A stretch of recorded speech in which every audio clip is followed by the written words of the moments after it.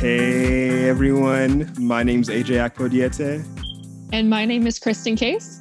And welcome to the PassionFruit Project, where we talk about living your passions, bearing fruit, and glorifying God. Well, this is awesome. This is so exciting, Kristen. I know. This is our first ever episode of our little podcast thing. I know. Anyone who's listening, thank you for listening. We don't know why you're listening, but you are. Somehow you came across this and you were like, man, that's what I want to watch. PassionFruit Project.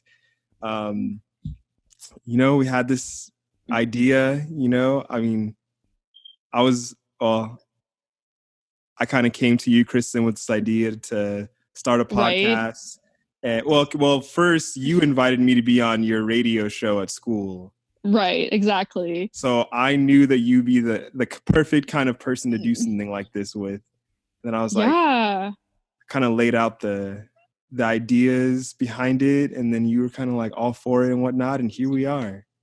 I know, right? It was so crazy. I had you in the fall semester of 2019, and I had brought in AJ was like another like kind of co-guest. Most of the time I have one guest on my show, which is called Conversations That Matter. It's isolated radio at California Lutheran University.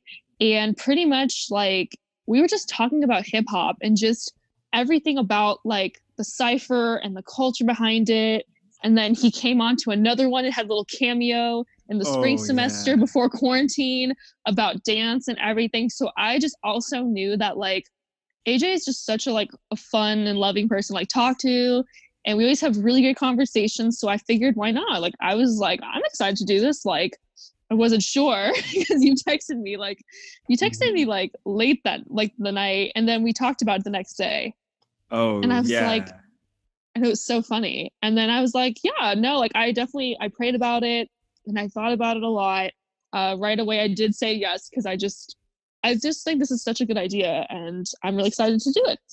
Mm-hmm. Yeah. And I think there's this idea, not really an idea, but more so, I've always had this feeling that like I wanted to make an impact in the lives of like young creatives and like show them like, hey, living a life to glorify God and living a life like following your passions don't have to be opposites. You don't have to pick one. You can do both. You can make money doing what you're passionate about, and you can bear fruit and create beautiful art, and kind of like live out your dreams, basically. And neither of us are like perfect or even like full time yet, but the goal is one day, and so we're kind of inviting people into our journey. Right. But also, we're gonna invite different guests who are kind of further along in their journey than we are. For us to learn from, but also for everyone back home to learn from too. So really excited. Right. Yeah, I'm super excited about it. And what I love about this so much is like just how much God can really bring people together in unity through art. And I think what I love about this too is what I'm excited is that we are trying to just we're really just about loving one another. I know AJ and I really love people. I know you love people. And I think that we just want to spread that love of what we love to do, which is like, whether it's, from AJ, it's music or dance, or for me, it's also dance and film, or just whatever people's passions are, is just knowing that, you can, because God's going to be with you and your work isn't done yet. So, and whatever you're doing. So yeah, I'm super pumped.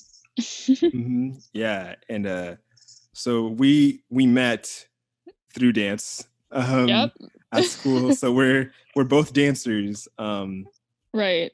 Both love hip hop, but I don't know. I guess Kristen, you got your own kind of fortes and extra special cool skills. So I guess I don't know. Kind of like tell everyone who you are. Tell them what you do, and I get your origin story in the world of film. Oh, okay. Awesome. So, hi, everybody. I'm Kristen Case. I am going to be a senior So I'm like really excited. I'm gonna be a senior at California Lutheran University. And a lot of my background through film, it was actually really funny. So when I was younger, I used to do acting. So I was on the way, way other side of it even before. I had danced when I was really little, and I had done gymnastics when I was really little. But I kind of realized at a point when I was doing gymnastics and between like acting and stuff that I was like, I really wanted I really always loved dance so much. And I was always dance around my house a lot. And I would make up choreography routines and I would play with Just Dance a lot. And it was just so much fun that I decided that I wanted to do more with dance. And so I had done ballet when I was like 6 years old, like 5 to 6 years old. And then I decided I wanted to go into more jazz. And that was very, very rewarding and yet also very eye-opening to me in some ways of dance that I really appreciate getting from like my age. So that was about, I would say like 9 to 10. And then very along the way, when I got into more middle school and high school, I kind of just jumped around to like sports and volleyball and all this water polo. And so I did all of that. And at one point I was injured in dance. So I stopped for a long time. And I just was very lost and I wasn't sure of what to do. And I thought that, I don't know, I thought maybe God, like, this is a lot of the God calling me here at this point, because I was like, I can come back to it, I can go back to training, or I can just take a break and I can kind of reflect what I want to do. And that's when I really started to actually work more on films, because films kind of showed to me that, I wanted to get that outlook, and it showed that like everyone could do so many outlets and that you just never really know what's going to happen. And that, you will fall, you'll stumble, but you will be picked back up. And I know God's going to be there with you when you come back up. And I believed in that even when it was the hardest. And I was not right away at first. I was like, this is not going to happen. It's just, maybe this is not meant. And being a Catholic, I was a Catholic person, and being a Christian, kind of just seeing that, like, these worlds can come together. I don't have to choose. And I think it's easy to say that, but I'm really proud that I've really just come back to college, and with a lot of challenges of, you kind of get into I don't know if this ever happens to you, sometimes this happens with people, you kind of see a comparison game. You know what I mean? Oh yeah, you're like, oh, why is that person so good? Why are they so good at that? I thought I was good. Right. Yeah, and because I had took so much time off, I was like, oh, like, I don't know, like maybe this isn't it anymore. And so I almost quit dance about a year ago. And I also, which is another eye-opening fact to you, I was about to drop out of school and focus solely on film, because I thought that maybe just this wasn't it for me anymore. And I was in a dead end, and I was frustrated. I was really angry a lot with people. I was at ACDA. Me and AJ were at a conference, and this was a really definite moment to seeing this. I was like, you watch it, and it's such an inviting environment. Oh yeah. With ACDA, and AJ and I, we're gonna probably talk about that. Maybe we'll talk about that a little bit more. It's such an inviting environment, and just the fact that like everyone can kind of just come and be as who they are. I was like, you know what? This is why I want to keep doing this. Is I want to keep spreading that. You know what I mean? That openness and that invitingness to dance that sometimes we don't get to see all the time, or maybe you don't have access to dance, in your life. And so that's kind of my origin story right there. But all I gotta say is that I am very grateful for the friends and the supporters that I had with me, who told me that I should not give up, because I don't know what would have happened. So yeah. For sure. And this was ACDA 2019, right? So Yes. our first ACDA that we went to. It was our first ACDA. Yeah. It was actually interesting because Asia and I were we were sitting in the car together, and I was I was just not happy, and it was because I so we have a teacher, her name's Barb, and Oh, she was like talking to us, and she talked to me a lot. She's like, this is gonna be the best thing ever, you know what I mean, this is gonna be great. And sometimes I think you've had this too with AJ, with people before, you're kind of like, oh, like, cool, like, yeah, like, I'm down. I'm not sure because I haven't been there, but everyone talked so highly about ACGA that I was like, awesome. But I think what really helped with ACGA is like when I finally got to do like when they had the performances, you know what I mean? When you watch the adjudications and you watch the concerts, and that's when I started to kind of see it a bit more. So yeah. yeah. And we took a class together that was about filming dance in different angles. I don't know if you remember this, Right. but we I were partnered did. together, and I did more filming you because I didn't really feel like dancing that day. I don't remember. I think my back might have been hurting. I don't know. Yeah, I think it was your back or your foot or something. No, my leg. I hurt my Their leg the leg. day I was before. right. It was your leg because I thought it was your foot. I think It you was, told me. yeah, the worst place to get injured is at a dance conference. But Really, um, it really is. but so I feel like I might not have given you a ton of time behind the camera, but I know it was a fun experience for you getting to see yourself like filmed, freestyling different areas, but also like trying to work in different environments. But that wasn't the only Right. dance related thing you did that year, was it? For dancing and film or for just dancing? Like at ACDA, that wasn't the only dance camera together thing. That was the only dance camera we had. Okay. Unfortunately, I couldn't go to they had a dance camera one this year as well with the teacher. So I presented a film this year at ACDA 2020, and it was a really awesome screening, and I was so excited to see it. And one of the faculty at Pasadena City College, she had taught the screen dance class, but I could not take it this year. So ACDA 2019 was my only experience in that way, unfortunately. But there was many other great classes that I got to take that were from various different arrays of learning that I really enjoyed. Yeah. But that was the only one in that vicinity, though. Yeah. For sure. Okay, so when you were talking earlier, this verse kind of came to mind. It was this was like one of my all-time favorite Bible verses. It's Romans 12:6. It says, "We all have gifts. They differ according to the grace God has given to each of us. Do you have the gift of prophecy? Then use it according to the faith you have. If your gift is serving, then serve. If it's teaching, then teach. Is it encouraging others? Then encourage them. Is it giving to others? Then give freely. Is it being a leader? Then work hard at it. Is it showing mercy? Then do it cheerfully." And I think what I like about that is it comes right after the section about like there's like one body but many parts, and like every body part has like different roles, and every body part is important. Yeah. And so like you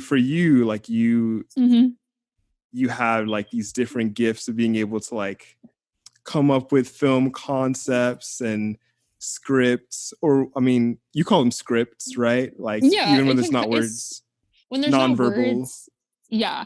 So it can be nonverbal, it can be script. For dance moves, that would be choreography.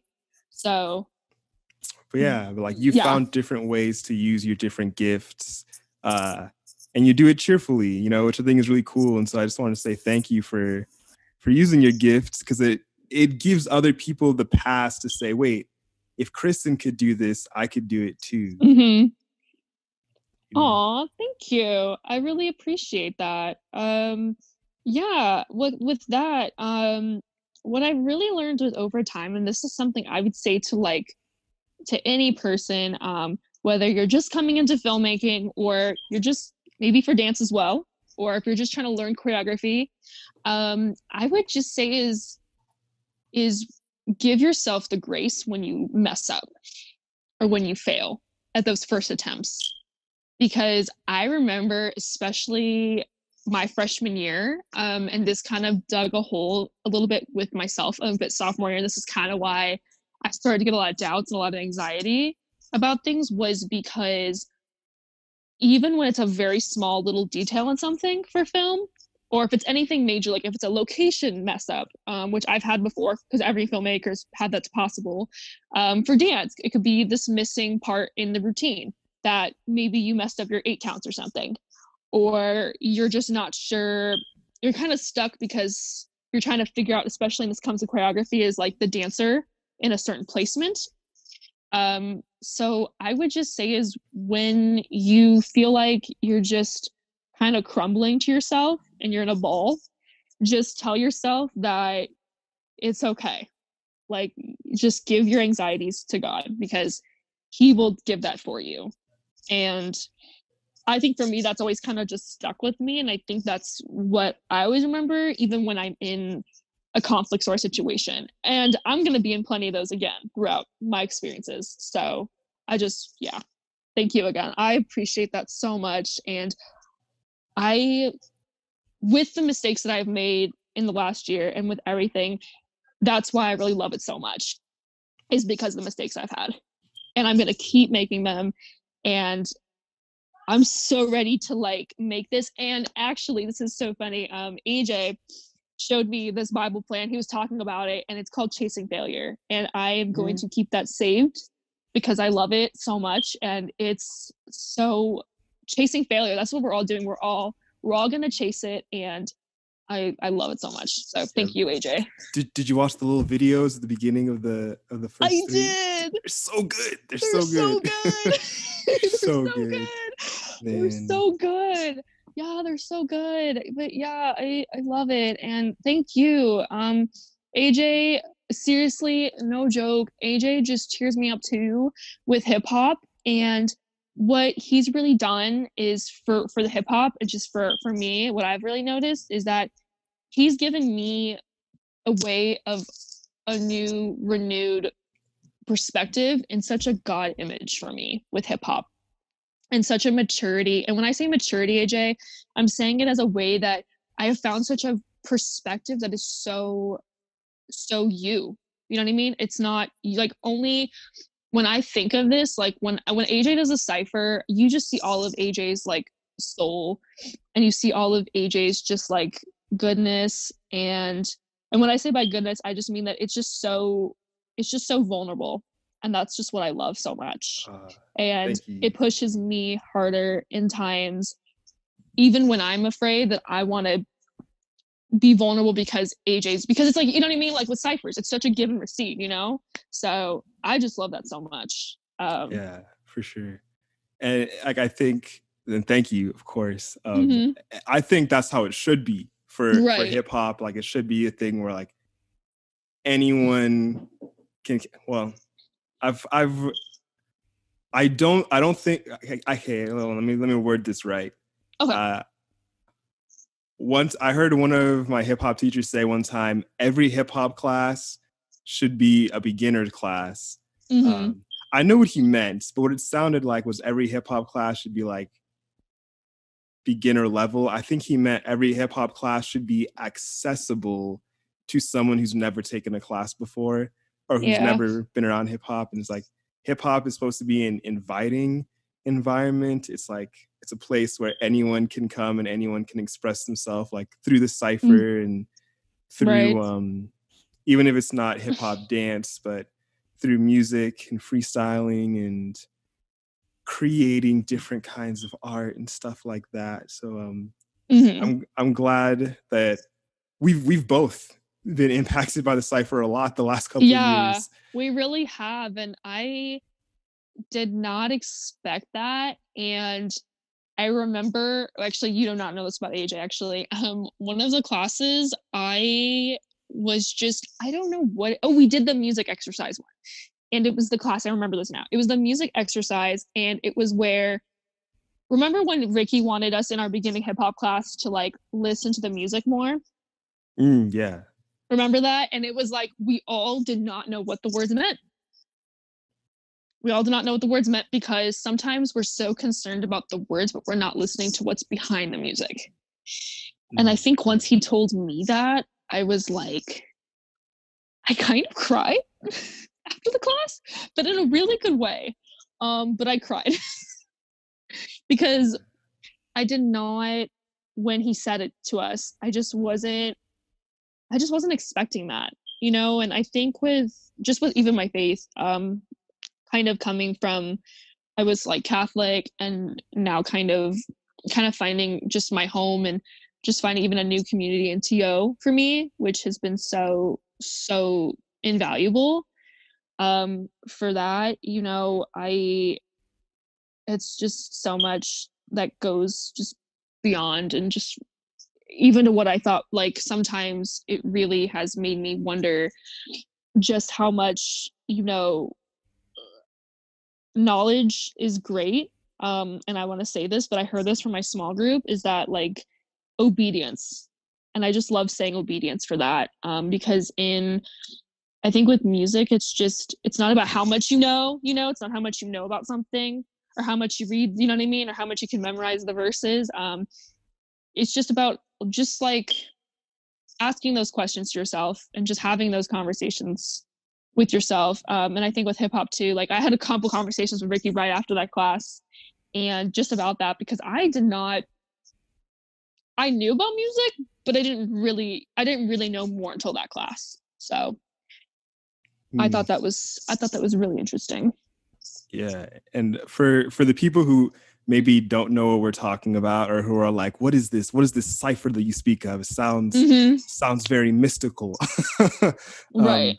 Well, so that generally people say there's 4 elements of hip hop, you know, graffiti, rapping, breaking, and DJing.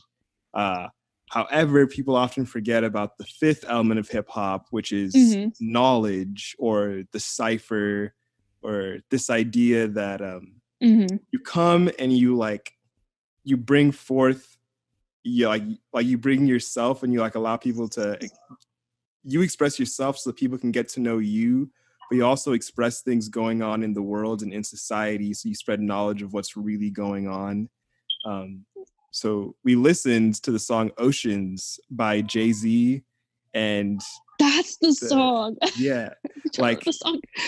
There all these different lines that were very like 4th dimensional meanings. It was like, very 4th dimensional, yeah. And like those lines where he says like, only Christopher we acknowledge is Wallace, for example. And Christopher Wallace is of course Biggie Smalls, but he's also saying like, the only Christopher we acknowledge is Wallace. Well, who's another Christopher that we might acknowledge that we're choosing not to?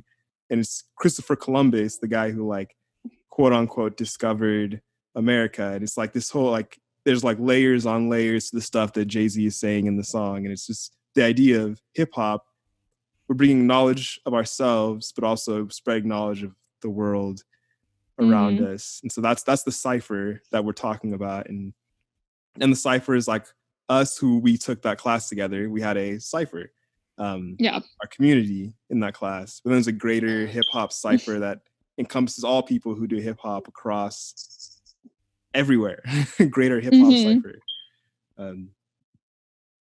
Yeah. Are we allowed to talk about Unbound? Sure. I would love to. So I wasn't sure. I was like, oh, okay. I didn't know if it was, I guess it has been officially released, you know, and it's been it's been released for a while, so you're fine. So I don't know, talk about this dance film that you created, and what the process of that was like, and what, you don't have to spell out everything the film is about, because that's part of the magic of it. Yeah, it is. Kind of just talk about it to everyone. Yeah, okay, awesome. So I made my first ever dance film called Unbound.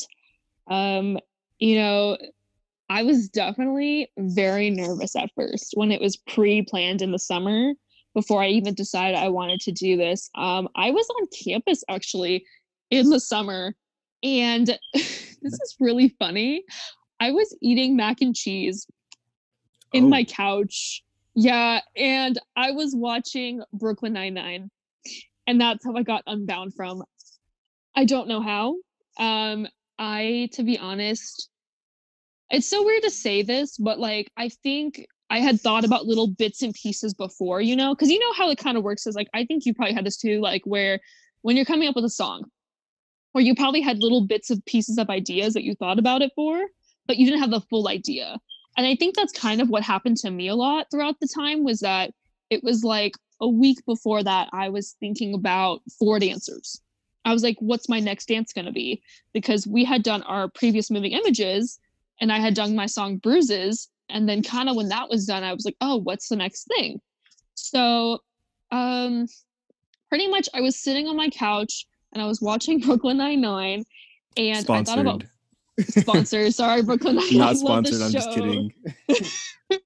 I was watching Brooklyn Nine-Nine, and I was just dancing around my dorm room, and none of my roommates were there, and I felt this sense of just like my living room was shaped kind of like a box. Like, you know, when you have certain arrangements and stuff, there was like a little thing to hold your like food and stuff, like it was like a little table, and then I had like my couch, and that kind of felt shaped like a, like not a complete box, but part of it was shaped like it.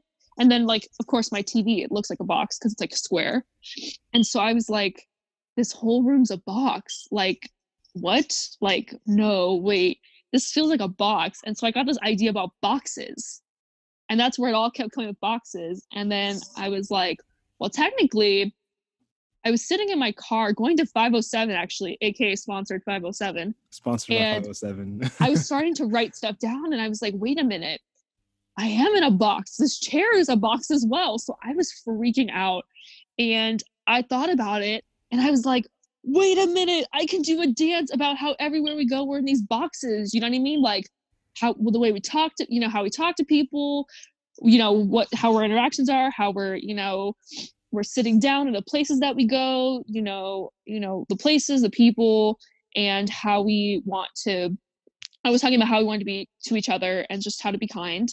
And so that's when I thought about just kind of different, just different people that I wanted to show. And I think it's important because I have autism. And so for me, I want to show people that don't always get to be shown. And so that was really important to me, that I had found a cast that, you know, didn't have to be perfect at what they did. You know, I didn't want the perfect dancers. You know, I just wanted dancers that I think I put their heart into it. And I knew to myself that I said, you know what, if these are the right people, they're going to be the right people for this part.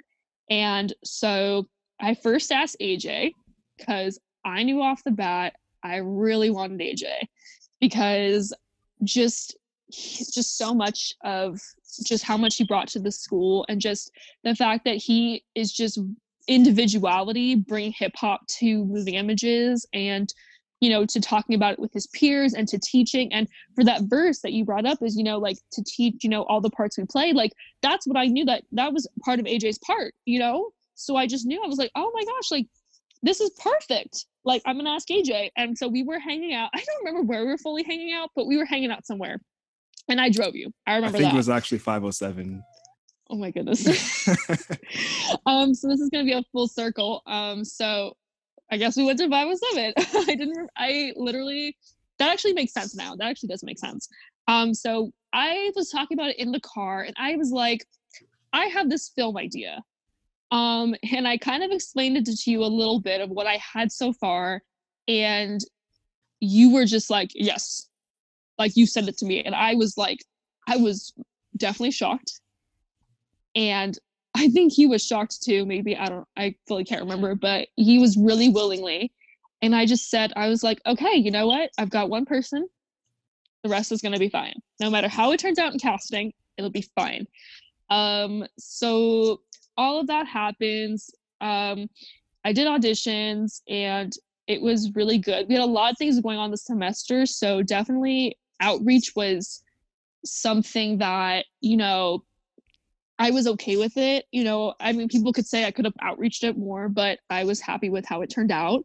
And then, you know, I'll explain about Jenny first, because it's really funny with Jenny's story.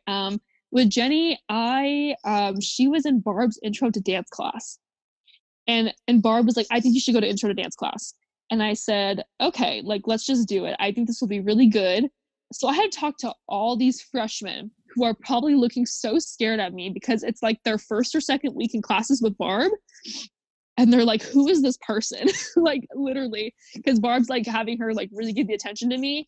And so I talked to them and I just had the confidence, which I was also scared to talk to them because I didn't want to freak them out. But it was something I was just so excited about. And so people came up to me and I just loved like the conversations I had with some of the freshmen that were so awesome. And so Jenny I saw her twice. I saw her also at the inaugural dance concert auditions too. For sure. And so and this was you were for casting audition ensemble. Yeah. So this is like putting it together. And so Jenny, I saw her the first time and I was like, this girl, she's got something. You know what I mean? I couldn't put my finger on it with her, but I knew she had something. So I was like, okay. So I had to think about it more. And then I guess for some reason, actually Ricky really helped with this next part because he's like, oh, you should just come for the inaugural dance auditions. And I was like, oh, okay. Like, I'll just come in and watch. And so then I watched it. And then some of them said hi to me. So I thought that was really cute. And they were like, hi, Kristen. And then after I saw it the second time, and they were doing this like jazz number. So I was like, oh, okay. I want to kind of see this right now. So I watched the jazz number and I couldn't take my eyes off of Jenny. It was like I just saw her and I was like, that was kind of it. And then I knew her brother Jacob, so that was the twist. I was like, oh hi, I didn't know that was it was just so weird. Frankie and I were just talking back and forth a lot. Frankie was already in AJ's piece, and Frankie's just so sweet. He's just one of the sweetest people I've met. And just again to people out there, like he is one of the nicest people ever. And he didn't have much dance experience and he wasn't really sure, but I just said like, let's try and go for this. Like I told Frankie, like, let's just go for this. And luckily because he said like, he really trusted you guys. And when he told me that, I was really touched because I didn't know what was going to happen, but Frankie just went so with it and he had such a good time. And I was just so happy for him. So that's kind of the most important thing for me with this was that I wanted to make sure that like you guys were all enjoying the process and that this was something that was giving you joy, you know, and something that I hope you guys take with you guys to anything you guys do. And then Mo, I had ASL class with her and we were just talking a lot and we actually sat next to each other a lot. So I've seen her act a lot and, you know, her and I've always really fought for her because I always remember in CLU TV and film, she'd audition for things and they're like, I don't know with Mo, like I wasn't sure. And so I just was like, no, I'm going to root for Mo. Like, I'm going to put her in this. I know she's going to I think she's going to be the good fit. And she just loved it and she enjoyed it. And so for casting and then right into rehearsals and I'm going to be honest, I literally definitely had a lot of times where I was so unsure of myself, but that making me feel so unsure that I was like, you know what? This is why it's so great. And I just loved we did the placement and we did so many rehearsals and filming, you know, that was so much fun. Also definitely tiring. I will say it's really tiring, but it's tiring because I loved it and because I was running to different things that I was doing. I was like getting you guys the food and then making sure you guys were there and then, you know, making sure the other crew were good. And so I was doing that because I was the producer. And so I just had to I was making sure all the operations were running as to be. And also the creatively wise too, that it was really got consistent with the storyline that I was going for. And I also had to change a location at the last minute. So this kind of makes it a full circle, but I was supposed to film at a train station and they fell through because of the fires. So I had to end up filming at 5:07. And so we did it, and they were so nice to us, and it was really amazing. Everything comes back to 507 at the end of the day. So Kristen, you had to assemble your cast and whatnot and all these things, but in addition to the cast, in order to make the film happen, you also needed like you got like a director of photography, you had like a camera person who was also your editor. I don't know the exact names of every title. The camera. Yeah, so I'll explain those titles. Put together a whole crew in order to make your vision come to life. I did. I had to put on the whole crew, and that was the second part about it. That was right before filming, was that I had a director. He was like he was a cinematographer or director of photography, like you said, and he was also our editor. So that was really good, because what's good about that is he had all the equipment with him already. So when he has the equipment, and then when he has it, he can kind of easily, because he knows his own equipment, that he can do it through his own like software and stuff, and then he can edit it, you know? And he edited it really quick. That to me was really, I was surprised. Unfortunately, it was not in the inaugural fall dance concert in time, but it was edited within 2 weeks, which was really quick considering it's like a film. But also we shot things in different days. So we had shot our church scene, which was one of our later night scenes. And I had 2 really late night scenes, which was 507, which was our last shoot, and our first shoot, which was the church. And those 2 were super, super late. But those were, honestly, I was glad I was awake. I was very glad I was awake, because I never know with me if I'm going to be awake or not. So I was very glad I was awake. I was barely awake. Yeah, AJ was like, he was asleep, but it was perfect for it, because for the parts that AJ was doing, like this whole idea, just how the feeling is of like, the whole idea about AJ is he's kind of like the central that connects all the parts together. So AJ pretty much is just, he's this person that's just not really sure where he's at right now, and they're all immigrants, so they're all to different places. And so AJ thinks that he's met these people, and that he's had these conversations with these people, and that he's just, and then as you start to see it, it's kind of like the pieces are very fragmented, and then at the end you realize that it was a dream the whole time, that they were not real. So being asleep was kind of perfect, AJ, in a way to say. It was like kind of perfect for me to be asleep in a weird way, especially the 507 scene, which I felt bad because AJ was so tired. I was like checking up. I was like, are you okay? Like, are you okay? And Frankie had surgery. And I felt so bad for myself, because we had to shoot and he had his crutches and he still came and he still did it. But luckily we were sitting in chairs, and it wasn't full on like with his legs and everything, because he does a duo with AJ in the soccer field.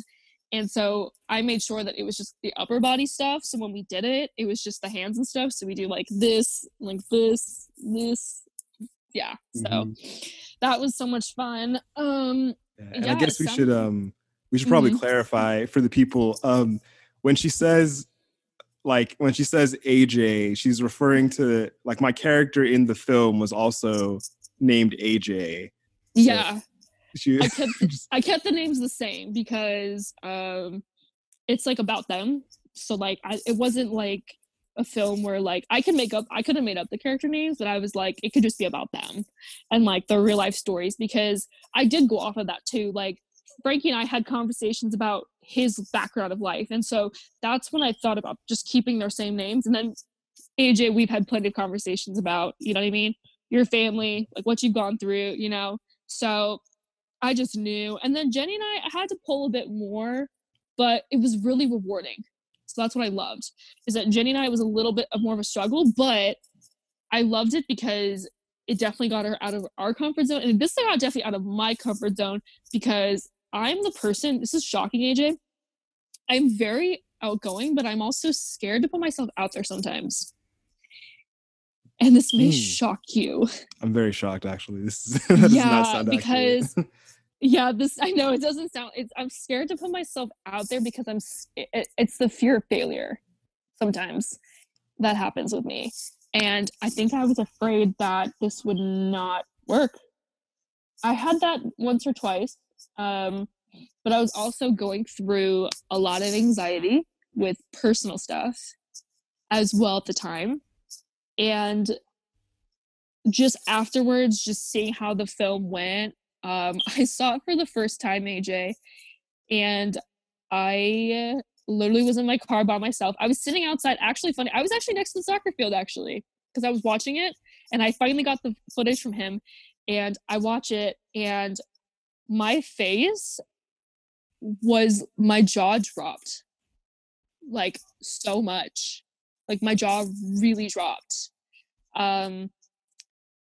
Because after all of, everything, and even if, like, the scripts, everything, I would have loved the film even if it didn't look like that. Like, I was just so excited just to have something, put out there for people to see, no matter how it looks, and just the value, and just the value to people out there. Like, I was just talking about this with, I think, Mo. I was like, your value is not worth by how this film looks. Your value is by just how you go about life, and just when you are knocked down, that you come back up. And that was a big thing for me, is this next semester after that, which was spring of 2020, when I moved into my next dorm room, I was like, no, my victory was over this. You know what I mean? It's film is so special, but God's like the director of my life, as I say to people, because I'm like into film. So I say director, God, director. God is the director of my life. And film is, my friendships are so special, and the relationships I have are so special, and film is also amazing, but I just told that's not your value. So I just really say that to people really highly.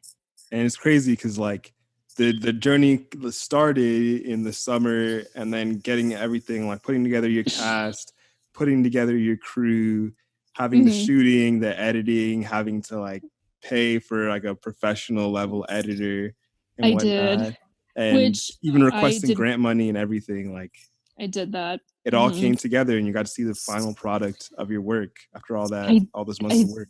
I did, and it's so crazy. And just the feedback, like, I love it too. Like, I was just telling people, like, I love it that it was good, but I also loved it when I got feedback that was like, okay, like, I'm kind of curious about this. Like, what if you had done that? And I was like, awesome. Like, that's really cool. Like, I love seeing it. I love how people have gotten to interpret the story in their way, but still emulate so much to what the meaning was about the film, which I think is any awesome mission of any filmmaker. You got to really interpret it.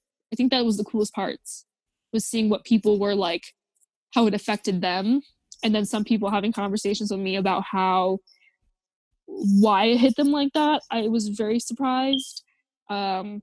It was so crazy. Like, that was a really cool moment. And definitely I had one time at Starbucks at Kalu where someone, I don't know if you know her name. Her name's Sia. Do you know Sia? Mm-hmm. Okay. She came up to me, and literally I was like, I think I was going to go to Starbucks and then go to class. And she literally came up to me and she was like, Kristen, like, she's like, this was so phenomenal. Like, I was so moved by it. And I was like, oh my God, thank you so much. Like, I really appreciate it. And she was like, it like really moved me, because I have felt some of these emotions throughout my life.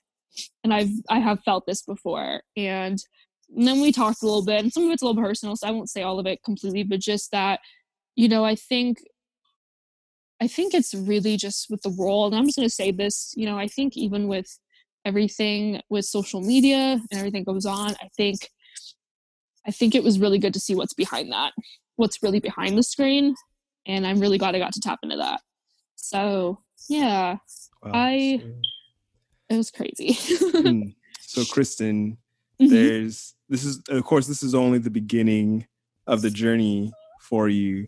Thank you. But there's someone out there who aspires to be a filmmaker. Okay. They have big dreams and whatnot, but at the same time they're like, but they're wondering if it's realistic. They're wondering if they can do it. Not sure.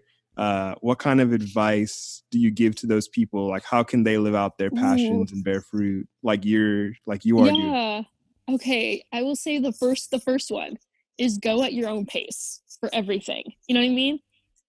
I think people have this idea that they want to make, because so much of film is kind of evolving, into various mediums. So the first thing I will say is go at your own pace, because when you're going at your own pace, you know, you're doing this for, like, I want people to always remember this, like, you're doing it for, this is for yourself. And you know, you're the one that's going to go through all of the steps for pre-production. And also don't rush pre-production, because I kind of did that a little bit, to be honest. And that's also kind of what definitely a lot of time I had to add some extra.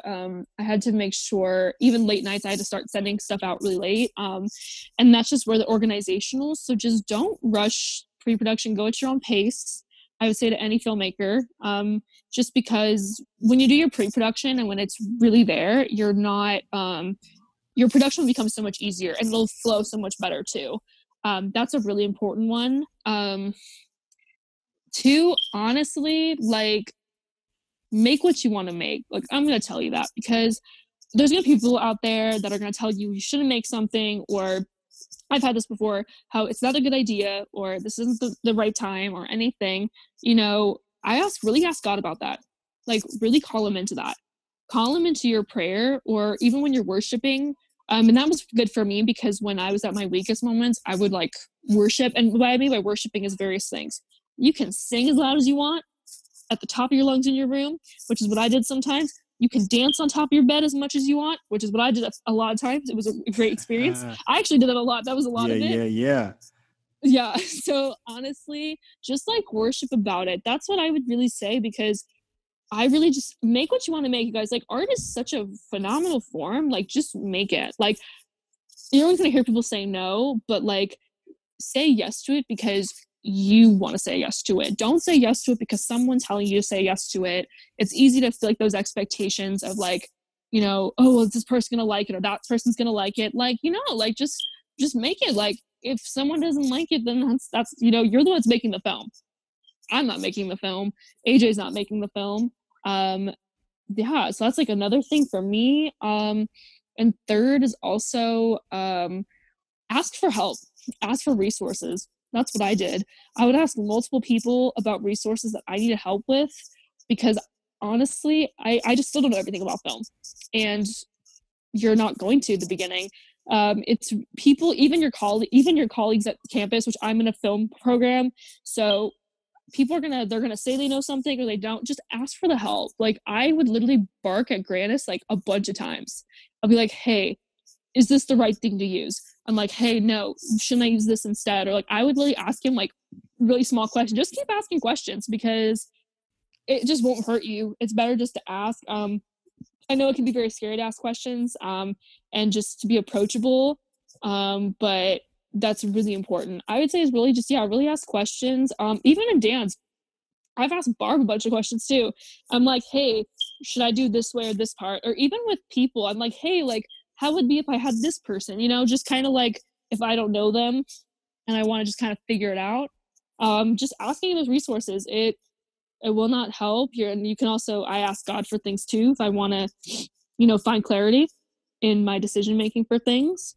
And lastly, I would just really say this would be for any filmmaker out there, when you really, after you've made something and you're trying to come up with new ideas, because I know it happens, everyone's like, oh, we're going to come up with the next film. Really take the time. Like, when you work on that script, you're going to have multiple rewrites. Just really take the time and remember that God does have a plan for you. And so don't try to rush it with creativity. And he has that plan for you, and what's in store for you is going to be really great. So that's what I would say. Absolutely. Any I love filmmaker. it. Mm-hmm. There you go. Straight from the mouth of the one and only Kristen Case, the legend. Aw, thank you. I appreciate it. All right. Are you ready for the lightning round, Kristen? Yes. Let's explain the lightning round to everybody. So I've got 7 questions. Your goal is to answer them as fast as possible. Okay.